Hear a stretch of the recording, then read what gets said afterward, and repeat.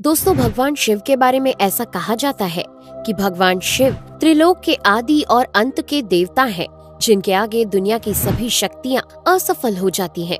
लेकिन क्या आपको मालूम है आखिर भगवान शिव का जन्म कैसे हुआ था? उनकी माता कौन थी और उनके पिता का क्या नाम था? उन्होंने किससे अपनी शिक्षा प्राप्त की थी और किस किस को शिक्षा का दान दिया था? अगर नहीं तो चलिए, क्योंकि इस वीडियो के माध्यम से हम आपके इन्हीं सभी सवालों का जवाब देने वाले हैं, इसलिए प्लीज इसे स्किप किए बिना एंड तक जरूर देखना। दोस्तों, आज सबसे पहले भगवान शिव के जन्म से जुड़ी पहली कहानी यानी शिव पुराण की एक लोकप्रिय कथा के बारे में बताने वाले हैं। शिव पुराण के अनुसार भगवान शिव को स्वयंभू माना जाता है, जिसका मतलब होता है कि भगवान शिव का जन्म स्वयं ही हुआ था। यानी कि इससे एक बात तो साफ हो जाती है कि ना ही भगवान शिव की कोई माता है और ना ही उनके कोई पिता हैं। इसी कारण से भगवान शिव पंच तत्वों से भी परे हैं, जिस कारण से इन्हें मृत्यु का भी कोई भय नहीं है और इनकी मृत्यु कभी नहीं हो सकती। पर अब बात करते हैं विष्णु पुराण में बताई गई भगवान शिव के जन्म से जुड़ी हुई एक और कहानी के बारे में। विष्णु पुराण में बताया गया है कि भगवान विष्णु के माथे से निकलने वाले तेज के कारण भगवान शिव की उत्पत्ति हुई थी और उनके नाभि से निकलते हुए तेज से कमल पर विराजमान ब्रह्मा जी का जन्म हुआ था। मगर दूसरी ओर भगवान विष्णु के जन्म के बारे में शिव पुराण में बताया गया है कि एक बार की बात है जब भगवान शिव अपने घुटने मल रहे थे और उनके घुटनों से निकलने वाले मैल से भगवान श्री विष्णु जी का जन्म हुआ था। पर अगर ऐसा हुआ है तो विष्णु पुराण और शिव पुराण एक दूसरे से बिल्कुल अलग हैं। इस कथा के अलावा भगवान शिव के जन्म की एक और पौराणिक कथा काफी ज्यादा पॉपुलर है, जिसे शायद आपने बड़े बुजुर्गों से सुना होगा। पर अगर नहीं सुना तो आपकी जानकारी के लिए बता दें कि एक बार की बात है जब भगवान विष्णु और परम ब्रह्मा जी के बीच इस बात पर बहस छिड़ गई थी कि आखिर इस संसार में सबसे महान कौन है। और जब भगवान विष्णु और भगवान ब्रह्मा इस बात को लेकर बहस कर रहे थे तो एक जलते हुए खम्बे के रूप में महादेव उनके बीच आए थे। दोस्तों, वो दोनों इस रहस्य को नहीं समझ पाए और तभी अचानक से एक आवाज आई जिसने कहा कि जो भी इस खम्बे का छोर ढूंढ लेगा वही सबसे महान कहलाएगा। ऐसा सुनते ही ब्रह्मा जी ने एक पक्षी का रूप लिया और खम्बे का ऊपरी हिस्सा ढूंढने निकल गए। वहीं विष्णु जी ने वराह का रूप धारण किया और खम्बे का अंत ढूंढने निकल गए। बहुत देर तक खोजने के बाद भी दोनों में से किसी को भी खम्बे का छोर नहीं मिला और दोनों हार मानकर वापस आ गए। जिसके बाद भगवान शिव अपने असली रूप में आए और फिर भगवान विष्णु और ब्रह्मा जी ने ये मान लिया कि महादेव ही सबसे महान और शक्तिशाली हैं। इनसे बड़ी शक्ति इस दुनिया में कोई नहीं है।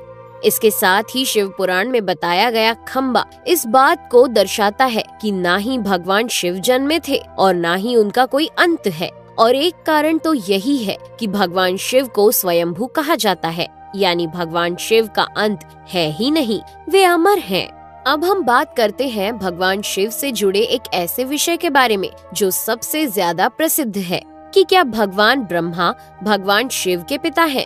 जी हाँ, इनकी ये कहानी लोगों के बीच काफी प्रसिद्ध है। तो आपको बता दें कि आखिर किस प्रकार भगवान शिव ने ब्रह्मा पुत्र के रूप में जन्म लिया था। इसके पीछे विष्णु पुराण की एक पौराणिक कथा है, जिसके अनुसार जब धरती, आकाश, पाताल या कहें पूरा यूनिवर्स जलमग्न यानी पानी में डूबा हुआ था, तब भगवान विष्णु के अलावा कोई भी देव या प्राणी इस संसार में नहीं था। तब केवल विष्णु ही जल सतह पर अपने शेष नाग पर लेटे हुए नजर आ रहे थे। जिसके बाद उनकी नाभि से कमल की डंडी पर ब्रह्मा जी प्रकट हुए और जब भगवान ब्रह्मा और भगवान विष्णु इस यूनिवर्स से संबंधित बातें कर रहे थे तब भगवान शिव प्रकट हुए, जिसके बाद ब्रह्मा ने उन्हें पहचानने से इनकार कर दिया। इस कारण से भगवान शिव रूठ गए और उनके रूठ जाने के कारण भगवान विष्णु ने उन्हें दिव्य दृष्टि प्रदान कर ब्रह्मा जी को भगवान शिव की याद दिलाई। जिसके बाद भगवान ब्रह्मा को अपनी गलती का एहसास हुआ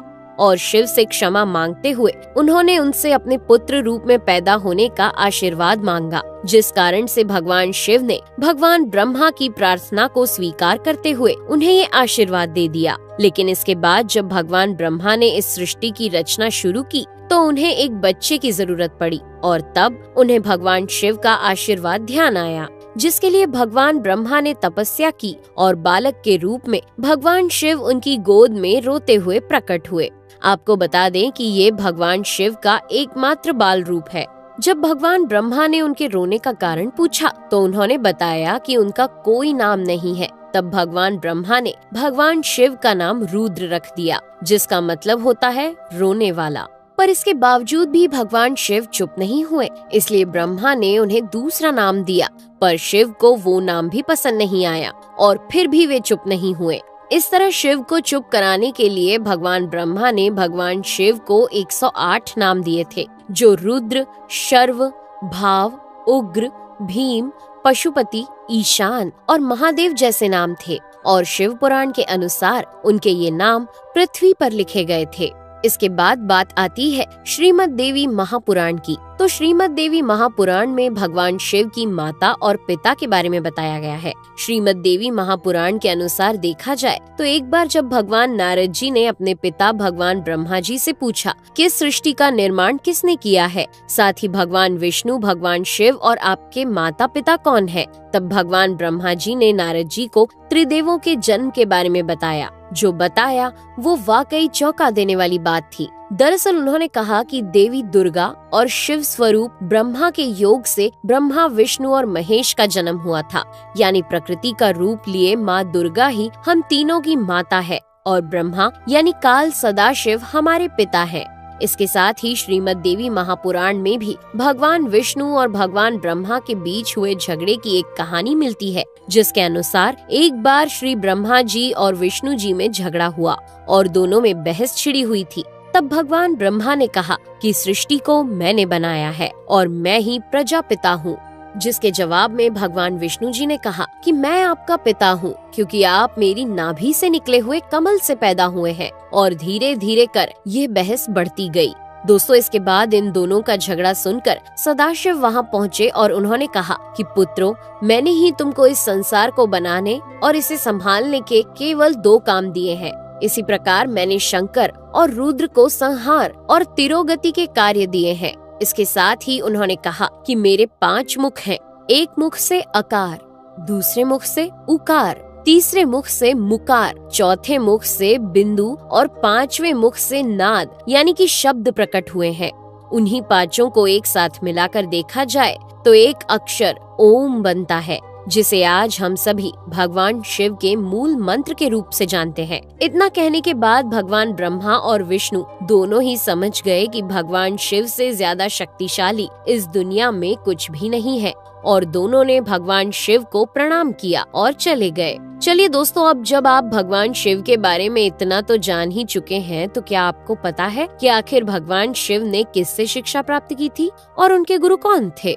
हम जानते हैं, शायद ही इसका जवाब आप में से किसी को पता होगा, पर जिन्हें नहीं पता उन्हें बता दें कि भगवान शिव स्वयं इस संसार के गुरु माने जाते हैं, जिन्होंने इस संसार में गुरु शिष्य की परंपरा की शुरुआत की थी। लेकिन अगर सवाल आता है कि आखिर भगवान शिव किसके गुरु थे, तो आपको जरूर जान लेना चाहिए कि हिंदू धर्म के ग्रंथ कहते हैं कि ब्रह्मा जी और शिव जी इस संसार के सबसे पहले गुरु हैं, जिन्होंने गुरु शिष्य के इस रिश्ते की शुरुआत की थी।